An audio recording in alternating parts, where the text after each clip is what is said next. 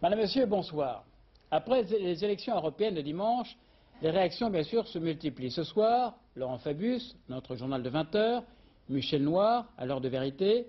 L'Europe, certes, n'a pas passionné les électeurs, notamment en France, le parti majoritaire, vous le savez, étant celui des abstentionnistes.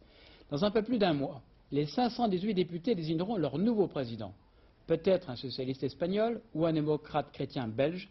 Difficile de faire un pronostic ce soir, mais Louis Carzou nous rappelle précisément la nouvelle composition de ce Parlement européen. Le nouveau Parlement de Strasbourg sera donc plus vert, plus rose et plus noir. Plus vert tout d'abord avec une arrivée importante des Verts français. Mais la division régnera au niveau européen. Les Français ne veulent pas d'une alliance avec les Allemands jugés trop marqués à gauche. Plus rose ensuite grâce cette fois aux travaillistes britanniques qui ont réalisé leur première grande victoire nationale depuis 10 ans de thatchérisme. Avec l'arrivée probable des communistes italiens dans leur rang, les socialistes européens ont d'ores et déjà manifesté leur intention de briguer la présidence du Parlement. Plus noir enfin car le Parlement strasbourgeois va accueillir une extrême droite stable comme en France ou en nette hausse venue cette fois d'Allemagne.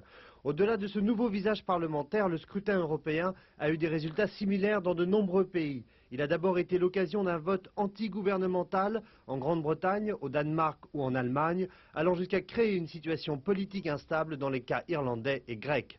Ensuite, ce vote protestataire s'est le plus souvent exprimé sur des partis non représentés dans les parlements nationaux, comme le montre le succès des Verts britanniques et français ou la percée de l'extrême droite allemande. Bref, après le grand messe communautaire des élections, l'heure est aux bilans nationaux.